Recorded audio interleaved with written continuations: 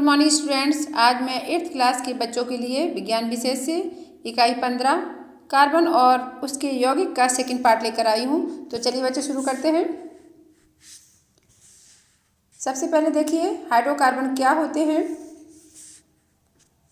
तो देखते हैं, कार्बन तथा हाइड्रोजन तत्वों के रासायनिक संयोग से बनने यौगिक हाइड्रोकार्बन कहलाते हैं।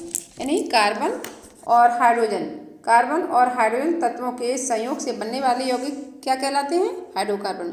जैसे में है मीथेन, एथेन, एथिलीन, एसिटिलीन। सभी में कार्बन और हाइड्रोजन है ना, इसीलिए इनको हाइड्रोकार्बन कहा गया है।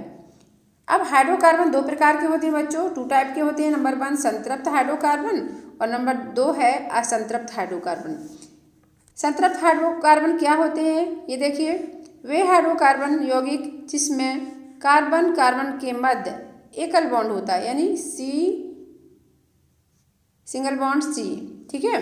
अर्थात कार्बन की चारों संयोजकताएं एकल बॉन्ड द्वारा संतृप्त रहती हैं, संतृप्त हाइड्रोकार्बन कहलाते हैं। जैसे CH4 में क्या है? ये सी हाइड्रोजन जो है कार्बन से सिंगल बॉन्ड द्वारा जुड़ा हुआ है, ठीक है।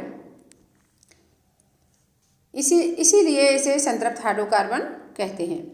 असंतृप्त हाइड्रोकार्बन क्या है? ऐसे हाइड्रोकार्बन जिनमें कार्बन कार्बन परमाणु के मध्य कम से कम डबल बॉन्ड या ट्रिपल बॉन्ड होते हैं, ठीक है ना। असंतृप्त हाइड्रोकार्बन कहलाते हैं। एग्जाम्पल के लिए एथिलीन, एसिटिलीन। एथिलीन का फॉर्मूला क्या है? C2H4। एसिटिलीन का है C2H2। अब आगे देखिए बच्चों, मीथेन का फॉर्मूला CH4 है। मीथेन के बारे में देखते हैं। मीथेन सरलतम हाइड्रोकार्बन यौगिक है, यानी सबसे सरल हाइड्रोकार्बन है ये मीथेन। इसके एक अणु में कार्बन के एक परमाणु के साथ 4 हाइड्रोजन परमाणु जुड़े हैं, यानी C के साथ 4 हाइड्रोजन परमाणु जुड़े हैं सिंगल बॉन्ड के द्वारा। मीथेन का प्राकृतिक गैस और तेल कूपों से निकलने वाली गैसों में उपस्थित होती है। तो बच्चों, मीथेन कहाँ मिलती है, कहाँ से प्राप्त की जाती है? प्राकृतिक गैस और तेल कूपों से, ठीक है। और इसके अलावा दलदली स्थानों में पेड़ पौधों के सड़ने से भी मीथेन गैस बनती है ना। यानी दलदली स्थानों में पेड़ पौधों व अन्य कार्बनिक पदार्थों के सड़ने से मीथेन गैस बनती है, ठीक है। मीथेन को मार्स गैस के नाम से भी जानते हैं। मीथेन और वायु के मिश्रण को प्रज्वलित करने पर भयंकर विस्फोट होता है। कोयले की खानों में विस्फोट होने का यही कारण है।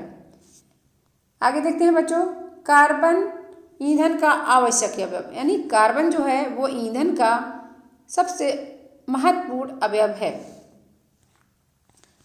हम दैनिक जीवन में खाना पकाने के लिए द्रवित पेट्रोलियम यानी LPG, द्रवित पेट्रोलियम क्या है? LPG यानी लिक्विड पेट्रोलियम गैस, लकड़ी, बायोगैस आदि का उपयोग ईंधन के रूप में करते हैं। ईंधन क्या होते हैं? ईंधन वे पदार्थ हैं जिनसे दहन क्रिया द्वारा ऊष्मा प्राप्त होती है ना। जैसे LPG गैस को जलाते हैं तो क्या है? ऊष्मा उत्पन्न होती है, गर्माहट उत्पन्न होती है ना। तो इसीलिए इन्हें ऐसी चीज़ों को ईंधन कहा जाता है। अब पेट्रोल है, डीजल, मिट्टी का तेल, इन सभी को क्या करते हैं? जलाते हैं तो गर्माहट या ऊष्मा उत्पन्न होती है। अधिकांश ईंधनों में कार्बन तत्व या यौगिक के रूप में उपस्थित रहता है, यानी अधिकांश ईंधनों में कार्बन तत्व या यौगिक के रूप में उपस्थित रहता है। ईंधन ऊर्जा का प्रमुख स्रोत है। वर्तमान में ऊर्जा की मांग का प्रमुख हिस्सा ईंधन को जलाकर प्राप्त किया जाता है। जैसे कारखानों में सड़क, समुद्र तथा वायु परिवहन में ईंधन ही ऊर्जा के स्रोतों के रूप में प्रयुक्त होते हैं। सभी ईंधन जैसे पेट्रोल, डीजल, मिट्टी का तेल, लकड़ी, कोयला आदि में कार्बन एक आवश्यक पार्ट है। तो बच्चों, इस हेडिंग में यानी इस पॉइंट में आपने क्या सीखा? ईंधन, यानी ईंधन किसे कहते हैं? ईंधन वे पदार्थ होते हैं जिनको जलाने से ऊष्मा प्राप्त होती है ना। और अधिकांश ईंधनों में कार्बन जो है, कार्बन तत्व है, यौगिक के रूप में उपस्थित रहता है ना। या कार्बन जो है ईंधन का मेन सोर्स है, मेन स्रोत है ना। और ईंधन ऊर्जा का प्रमुख स्रोत है। ठीक है, यानी ऊर्जा किससे प्राप्त होती है? ईंधन को जलाने से, है ना। आगे देखते हैं बच्चों। और ईंधन कई प्रकार के होते हैं, जैसे पेट्रोल है, डीजल है, मिट्टी का तेल, लकड़ी, कोयला, कंडे आदि ईंधन के ही रूप हैं। आगे देखते हैं ईंधन के स्रोत। ईंधन के स्रोत कौन कौन से हैं? नंबर 1 है जैव द्रव्यमान। जैव द्रव्यमान को बायोमास भी कहते हैं। जैसे वनस्पतियों एवं जंतुओं के शरीर में स्थित पदार्थों को जैव द्रव्यमान कहते हैं या बायोमास कहते हैं, है ना। जैसे क्या है? लकड़ी, कृषि अपशिष्ट, गोबर आदि। ये गांव में खर्च होने वाली ऊर्जा का अधिकांश अंश प्रदान करते हैं। लकड़ी तथा कृषि अपशिष्ट औद्योगिक संस्थानों में उपयोग किए जाते हैं। यानी लकड़ी जो है और कृषि उत्पाद हैं, जो कृषि अपशिष्ट हैं, वो फैक्ट्रीज में उपयोग किए जाते हैं। जैसे कृषि अपशिष्ट में क्या है? जैसे गन्ने की खोई। अब गन्ने की खोई क्या है? गन्ने का रस निकालने पर जो भी पार्ट बचता है उसे गन्ने की खोई कहते हैं, जिसका यूज उद्योगों में यानी फैक्ट्रीज में बॉयलरों में पानी गर्म करने में किया जाता है। ग्रामीण घरों में प्रायः चूल्हे में लकड़ी जलाते हैं। इन चूल्हे की दक्षता बहुत कम होती है, यानी जितनी लकड़ी जलाते हैं उतनी इसमें ऊर्जा नहीं निकलती है। इनमें केवल 1% ऊर्जा का ही उपयोग होता है। शेष ईंधन अपूर्ण दहन के फलस्वरूप धुआं उत्पन्न करता है, जो प्रदूषण का कारण बनता है। कच्चे तेल के कुएं। सेकंड क्या है? कच्चे तेल के कुएं। इन कुओं द्वारा तेल भंडारों से प्राप्त होने वाले कच्चे तेल के प्रभावी आसवन से विभिन्न पेट्रोलियम पदार्थ ईंधन के रूप में प्राप्त होते हैं। यानी इन कच्चे तेल के जो कुएं हैं उनमें तेल भंडारों से प्राप्त होने वाले कच्चे तेल के प्रभावी आसवन से पेट्रोलियम पदार्थ के विभिन्न टाइप के ईंधन प्राप्त होते हैं। नंबर 3 है कोयले की खान। कोयले की खानों से क्या होता है? इन खानों से ईंधन के रूप में पत्थर का कोयला प्राप्त किया जाता है। क्या ईंधन पदार्थ की 3 अवस्थाओं में पाया जाता है? मतलब क्या ईंधन भी 3 अवस्थाओं में पाए जाते हैं? तो देखते हैं बच्चों, ईंधन पदार्थ जो होते हैं तीनों अवस्थाओं में पाए जाते हैं, जैसे ठोस ईंधन, द्रव ईंधन और गैस ईंधन। अब ठोस ईंधन में कौन कौन से ईंधन आते हैं? जैसे है पत्थर का कोयला है, गोबर के कंडे, कृषि अपशिष्ट आदि ठोस ईंधन में आते हैं। और द्रव ईंधन में मिट्टी का तेल, केरोसिन, पेट्रोल, डीजल, एल्कोहल आदि द्रव ईंधन में आते हैं। और गैस ईंधन में कौन कौन सी गैसें आती हैं? जैसे गोबर गैस। अब बच्चों गोबर गैस का देखिए ये फॉर्मूला है methane CH4 + CO2 + H2S। Water gas में CO + H2। कोल गैस या प्रोड्यूसर गैस में CO + N2। प्राकृतिक गैस द्रवित पेट्रोलियम गैस यानी LPG आदि गैसीय ईंधन है ना। ईंधन का चयन उसके उपयोग, सुविधा और आवश्यकता पर निर्भर करता है। जैसे घरेलू ईंधन। अब घरेलू ईंधन में कौन कौन से ईंधन यूज किए जाते हैं? जैसे लकड़ी। गांव में तो लकड़ी यूज की जाती है ना, लकड़ी है, कोयला, मिट्टी का तेल या केरोसिन। और द्रवित पेट्रोलियम भी यूज किया जाता है, जिसको LPG कहते हैं, है ना। और सेकंड है औद्योगिक ईंधन, यानी फैक्ट्रीज में किस प्रकार के ईंधन का यूज किया जाता है? पेट्रोल, डीजल, नेफ्था, कोयला, प्राकृतिक गैस यानी CNG, CNG क्या है? कंप्रेस नेचुरल गैस और आदि विभिन्न उद्योगों में प्रयुक्त औद्योगिक ईंधन है। नेक्स्ट है 3rd नंबर है इंजन ईंधन, यानी इंजनों में किस प्रकार के ईंधन यूज किए जाते हैं। तो देखिए बच्चों, पेट्रोल, डीजल यार मोटर गाड़ियाँ में कौन सा ईंधन डाला जाता है? पेट्रोल, डीजल, मिट्टी का तेल आदि विभिन्न प्रकार के इंजनों को चलाने में यूज किए जाते हैं। ठीक है। नेक्स्ट है रॉकेट ईंधन। अब रॉकेट में किस प्रकार का ईंधन यूज किया जाता है, आइए जाने। मैथिल हाइड्रोजन, ये इंपॉर्टेंट क्वेश्चन है। रॉकेट में मैथिल हाइड्रोजन और द्रवित हाइड्रोजन यूज किया जाता है। अब रॉकेट, जेट, मिसाइलों में इसी प्रकार का ईंधन यूज किया जाता है, यानी मैथिल हाइड्रोजन और द्रवित हाइड्रोजन यूज किया जाता है। लकड़ी, कोयला, गोबर के कंडे, कृषि अपशिष्ट एवं पेट्रोलियम उत्पाद आदि ईंधन परंपरागत ईंधन। कहलाते हैं। यानी लकड़ी, कोयला, गोबर के कंडे और कृषि उत्पाद जो है, कृषि अपशिष्ट हैं जो बहुत पहले भी यूज हो रहे थे, बहुत पहले से यूज होते आ रहे हैं। और पेट्रोलियम उत्पाद भी ईंधन के रूप में यूज होते आ रहे हैं और अभी भी यूज हो रहे हैं, इसलिए इनको बोला है परंपरागत ईंधन है। इन सभी ईंधनों में कार्बन तथा कार्बनिक यौगिक को दहन से ऊष्मीय ऊर्जा प्राप्त होती है। ये सभी प्रकार के ईंधन में कार्बन पाया जाता है और कार्बन के दहन से ऊष्मीय ऊर्जा प्राप्त होती है, ठीक है।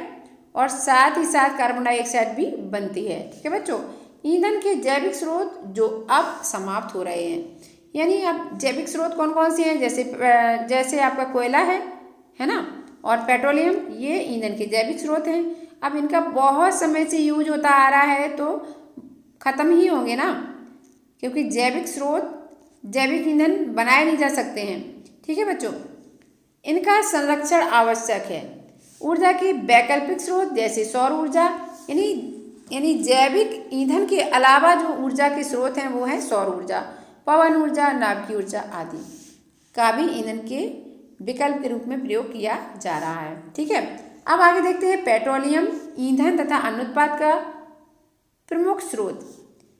पेट्रोलियम ईंधन तथा अन्य उत्पाद का प्रमुख स्रोत पृथ्वी के। अब देखिए बच्चों, सबसे पहले क्वेश्चन ये है कि पेट्रोलियम कैसे बना। पेट्रोलियम से कौन कौन से ईंधन प्राप्त हो रहे हैं, जैसे पेट्रोल, डीजल, मिट्टी का तेल, एलपीजी, है ना, और बहुत सारे ईंधन प्राप्त होते हैं। अब पेट्रोलियम कैसे बना, आइए जानें। पृथ्वी के अंदर करोड़ों वर्ष पहले, यानी 2, 4, 10 साल, 15 साल की बात नहीं, करोड़ों वर्ष पहले भौगोलिक उथल पुथल, यानी बहुत ज़्यादा हाई तीव्रता के भूकंप से भौगोलिक उथल पुथल के फलस्वरूप जीव जंतु जो हैं दब गए थे, ठीक है। अब मृत जीव जंतु क्या हुआ, पृथ्वी हमारी गर्म है ना, पृथ्वी के सेंटर पर आग ही आ गए, यानी पृथ्वी के सेंटर पर पिघली अवस्था, इतनी गर्मी है, इतना टेम्परेचर है कि वहाँ पर जितनी भी मेटल्स वो मेल्टेड स्टेज में रहती हैं। तो वही कहा गया, जो भौगोलिक उथल पुथल के कारण जीव जंतु जो दब गए, वो क्या हुआ, बहुत ही ज़्यादा टेम्परेचर, यानी हाई टेम्परेचर और हाई प्रेशर तथा उत्प्रेरक क्रिया के द्वारा वो अपघटित हो गए, यानी वो ख़त्म हो गए और पेट्रोलियम में वो बदल गए, ठीक है। जो उनके अंदर जो फैट था वो क्या है, पेट्रोलियम में बदल गया। और पेट्रोलियम का विभिन्न प्रकार के हाइड्रोकार्बन का मिश्रण होता है। आप जानते हो कि कार्बन जो है, कार्बन सभी लिविंग थिंग्स और नॉन लिविंग थिंग्स में पाया जाता है, ठीक है बच्चों। तो पेट्रोलियम क्या है, हाइड्रोकार्बन का मिश्रण है। अब और भी जाने आगे। पेट्रोलियम शब्द की उत्पत्ति, यानी पेट्रोलियम शब्द जो है लैटिन की 2 शब्दों, जैसे पेट्रा मीन्स होता है चट्टान और ओलियम मीन्स होता है तेल, से हुई है। पृथ्वी के भीतर चट्टानों के नीचे पाया जाता है, यानी पेट्रोलियम जो है पृथ्वी के भीतर चट्टानों के नीचे पाया जाता है, इसे खनिज तेल भी कहते हैं। पृथ्वी के भीतर तैरते हुए पेट्रोलियम भंडारों के साथ साथ गैस का भंडार भी विद्यमान होता है, यानी पेट्रोलियम जो है उसमें गैस भी पाई जाती है, जिसे प्राकृतिक गैस कहते हैं, और जो गैसीय हाइड्रोकार्बन का मिश्रण है ना। कुछ और भी जाने। पेट्रोलियम को द्रव सोना भी कहते हैं, यानी पेट्रोलियम इतना वैल्यूबल है कि उसको द्रव सोना कहते हैं, लिक्विड गोल्ड भी कहते हैं उसको। वर्तमान युग में पेट्रोलियम किसी राष्ट्र के सोने से भी अधिक कीमती है। किसी भी राष्ट्र की उन्नति काफ़ी हद तक इस बात पर डिपेंड करती है कि उसके पास कितना पेट्रोलियम है। कृषि उद्योग, यातायात, संचार आदि विभिन्न कार्यों में इसका उपयोग अत्यंत आवश्यक है। देखिए बच्चों, पेट्रोलियम को लिक्विड गोल्ड इसलिए कहा जाता है कि क्योंकि पेट्रोलियम के बिना तो काम चलेगा ही नहीं, यानी सारे व्हीकल्स बंद हो जाएंगे, है ना। और इसी कारण से पेट्रोलियम को लिक्विड गोल्ड कहा जाता है। हम गोल्ड को बिना पहने काम चला सकते हैं, बट यदि पेट्रोलियम नहीं होगा तो हमारे बहुत सारे काम रुक जाएंगे, जैसे यातायात, संचार और कृषि उद्योग के जितने भी हैं वर्क, वो ठप हो जाएंगे, रुक जाएंगे। इसलिए पेट्रोलियम को सोने से भी ज़्यादा समझा गया है ना। अब पेट्रोलियम कहाँ से, किस प्रकार की चट्टानों से निकाला जाता है? पेट्रोलियम जो है उभरी हुई चट्टानें जो होती हैं उन्हें उभरी हुई अभेद यानी अपारगम चट्टानों को भेद कर प्राप्त किया जाता है, यानी उसमें क्या किया जाता है, उसको तोड़कर प्राप्त किया जाता है।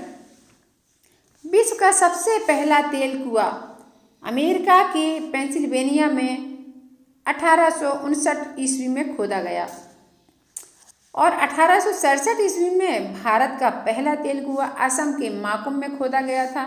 ठीक है बच्चों। अब पेट्रोलियम का शोधन कैसे करते हैं? देखिए, पेट्रोलियम कैसा होता है, कैसे कलर का होता है ना।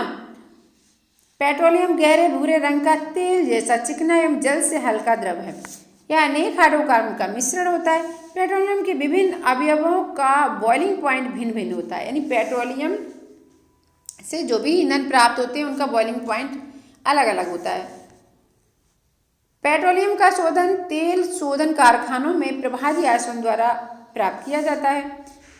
कच्चे तेल को प्रभाजक, अब कच्चे तेल मीन्स पेट्रोलियम को क्या करते हैं, प्रभाजक स्तंभ के पेंदी में यानी बॉटम में भर दिया जाता है और उसको 400 डिग्री सेल्सियस टेम्परेचर पर गर्म करते हैं। इस ताप पर पेट्रोलियम में एस्फाल्ट जैसे प्रभाजों को छोड़कर बाकी सभी प्रभाज वाष्पित हो जाते हैं, वाष्प बन जाते हैं। इस वाष्प को ठंडा होने के प्रक्रम में भिन्न भिन्न ताप पर द्रवित होते हैं, जिन्हें पृथक कर लिया जाता है, अलग कर लिया जाता है।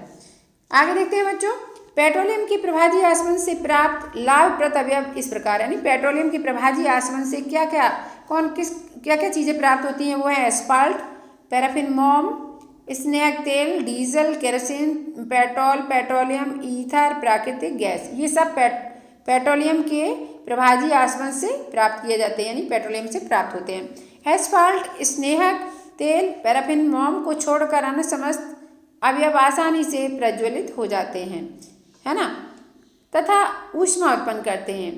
इन्हें प्रायः ईंधन के रूप में यूज किया जाता है। पेट्रोलियम के प्रभाज संगठन के उपयोग निम्नलिखित तालिका में अंकित किया गया है। अब देखिए बच्चों, हाँ, ये रिफाइनरी है, यहाँ पर पेट्रोलियम का शोधन होता है। ठीक है। और अब देखिए पेट्रोलियम के संघटक, पेट्रोलियम गैस। ठीक है। अब पेट्रोलियम गैस में कार्बन कितने होते हैं? 1 से 4 तक होते हैं। और कितना इसका बॉइलिंग पॉइंट होता है? 20 से 40 डिग्री सेल्सियस। उपयोग क्या है? गैस को उच्च दाब व निम्न ताप द्वारा एलपीजी में परिवर्तित करके घरों व उद्योगों में ईंधन के रूप में प्रयोग किया जाता है।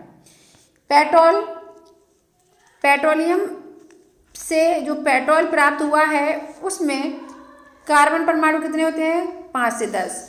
और इसका बॉइलिंग पॉइंट कितना होता है? 30 से 190 डिग्री सेल्सियस।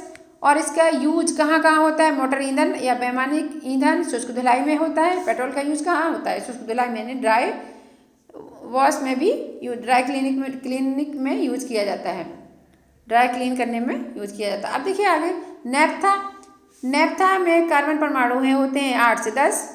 बॉइलिंग पॉइंट होता है 120 से 180 डिग्री सेल्सियस। और नेफ्था का यूज यूरिया बनाने में होता है। नेक्स्ट है केरोसिन में 10 से 14 कार्बन परमाणु होते हैं। बॉइलिंग पॉइंट 180 से 200 डिग्री सेल्सियस होता है। इसका यूज स्टोव लैम्प ईंधन के रूप में होता है। डीजल में कार्बन परमाणु 14 से 20 होते हैं। बॉइलिंग पॉइंट 260 से 340 डिग्री सेल्सियस। इसका यूज यानी डीजल का यूज भारी मोटर वाहनों जनरेटर में किया जाता है। पैराफिन में कार्बन परमाणु 20 से ज़्यादा होते हैं। बॉइलिंग पॉइंट होता है इसका 340 से लेके 400 डिग्री सेल्सियस। इसका यूज कहाँ होता है? वैसलीन बनाने में, मोमबत्ती बनाने में। बिटुमीन में कार्बन परमाणु 20 से अधिक होते हैं और इसका क्वथनांक बहुत ज़्यादा होता है। इसका यूज कहाँ किया जाता है? पेंट व सड़क के निर्माण में। ठीक है, पेंट बनाने में या सड़क के निर्माण में। तेल कुओं में पेट्रोलियम व प्राकृतिक गैस CH4 दोनों प्राप्त होते हैं। तेल कुओं से क्या प्राप्त होता है? पेट्रोलियम या फिर प्राकृतिक गैस। प्राकृतिक गैस को उच्च दाब व निम्न ताप पर संपीड़ित करके द्रवित किया जाता है, कंप्रेस्ड करके, जिसे CNG या कंप्रेस नेचुरल गैस कहते हैं। इसका उपयोग ईंधन के रूप में किया जाता है ना, और ईंधन के रूप में वाहनों के परिवहन व ऊर्जा उत्पादन में किया जाता है। यह एक स्वच्छ ईंधन है। CNG जो है पॉल्यूशन नहीं फैलाता, इसलिए बोला गया एक स्वच्छ ईंधन है। PNG यानी पाइप्ड नेचुरल गैस को सीधे पाइप द्वारा प्राप्त कर ईंधन के रूप में यूज किया जाता है।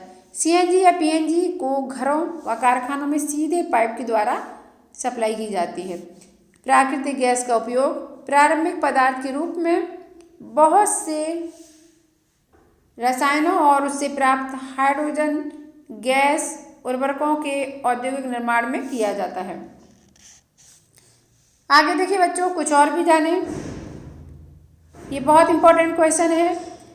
द्रवित पेट्रोलियम गैस यानी LPG के रिसाव का पता लगाने के लिए इसमें गंधक वाला पदार्थ एथिल मरकैप्टन यानी C2H5SH मिश्रित कर दिया जाता है। LPG मुख्यतः आइसोब्यूटेन प्रोपेन गैसों का मिश्रण होता है जो कि गंधहीन होता है। अब देखिए, जब भी LPG आई थी यानी LPG का यूज करना जब शुरू किया था तो बहुत सारे एक्सीडेंटल केस हुए थे। इससे क्या होता था कि गैस लीक हो जाती थी, पता ही नहीं चलता था, इससे आग लग जाती थी। ठीक है, तो फिर ये सोचा गया कि भाई ये आग लगने जैसी घटना से कैसे बाहर निकलें, कैसे इसका समाधान निकले। तो इसके लिए क्या किया गया, इसमें एक केमिकल मिला दिया गया है जिसका नाम है एथिल मरकैप्टन C2H5SH।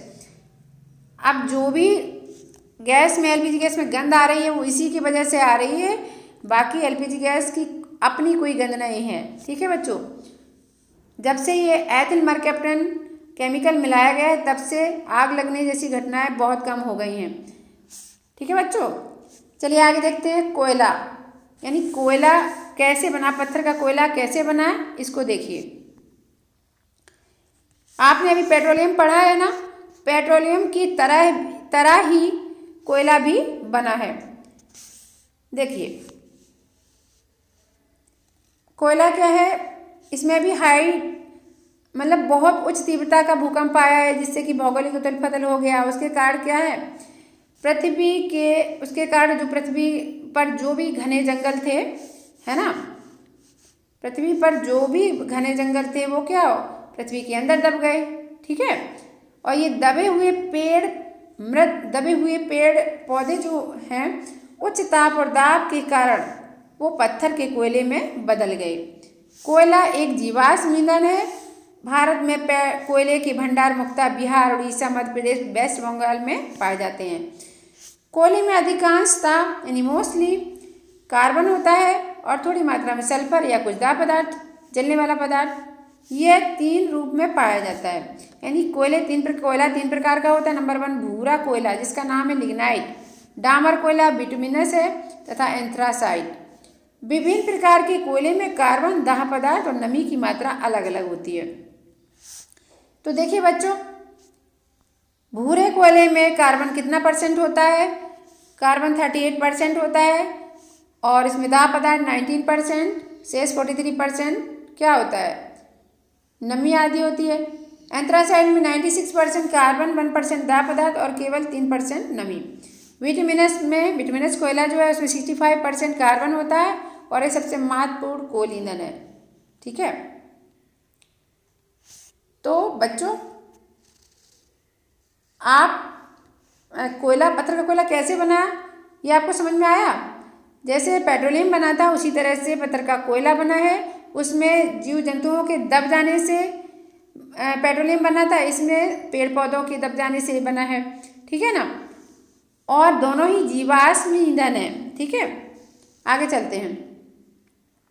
कोयले से प्राप्त ईंधन, कोयले से कौन कौन से ईंधन प्राप्त होते हैं देखते हैं। लोहे के रिटायर में कोयले को वायु की अनुपस्थिति में गर्म करने पर निम्नलिखित अधोलिखित प्रभाव प्राप्त होते हैं जिनका उपयोग ईंधन के रूप में किया जाता है। यानी कोयले को गर्म किया जाता है। ठीक है, वायु की अनुपस्थिति में कोयले को गर्म किया जाता है, तब क्या प्राप्त होता है, कोल तार प्राप्त होता है और कोक। और क्या प्राप्त होता है, कोल गैस भी प्राप्त होती है। तो कोल तार क्या है, यह काले रंग का बदबूदार गाढ़ा द्रव होता है। कोलतार जो है, कोयले को गर्म किया तो क्या प्राप्त हुआ? कोलतार। कोलतार कैसा होता है? गाढ़ा होता है, काले रंग का होता है और बहुत बदबूदार होता है। इसमें क्या क्या, इससे क्या क्या प्राप्त होती है? बेंजीन भी इससे निकाली जाती है। टॉलुइन, नैप्थलीन, फिनाल आदि कार्बनिक यौगिक उपस्थित होते हैं उसमें, कोलतार में। ठीक है। अब कोक क्या है? कोक जो है यह रिटायर्ड के अवशेष के रूप में, यानी लिक्विड जो था वो तो हो गया आपका कोलतार, ठीक है, और जो अवशिष्ट यानी बेकार का बचा हुआ था वो हो गया कोक। कोक का यूज कहाँ किया जाता है? चारकोल की भांति यह एक अच्छा ईंधन है। कोक भी ईंधन के रूप में यूज किया जाता है तथा धुआं रहित ज्वाला के साथ जलता है। इसका उपयोग धातु के अयस्कों से धातु निकालने में अपचायक के रूप में किया जाता है। कोल गैस, थर्ड नंबर है कोल गैस। यह hydrogen, carbon monoxide, methane, ethylene, acetylene आदि का मिश्रण है। क्या? Coal gas. ठीक है। अब कोल गैस ईंधन एवं प्रदीपक के रूप में यूज किया जाता है।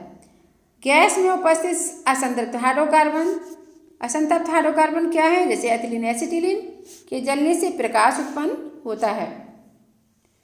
तो बच्चों आज यानी सेकंड पार्ट यहीं कंप्लीट होता है। आई होप आपको सभी पॉइंट अच्छे समझ में आए होंगे। समझ में आए हैं तो इसे लाइक करें, शेयर करें, कमेंट करें और न्यू है तो चैनल को सब्सक्राइब करें। तब तक के लिए बाय बच्चों। ओके, इसके अभ्यास प्रश्न लेकर फिर आऊँगी। बाय।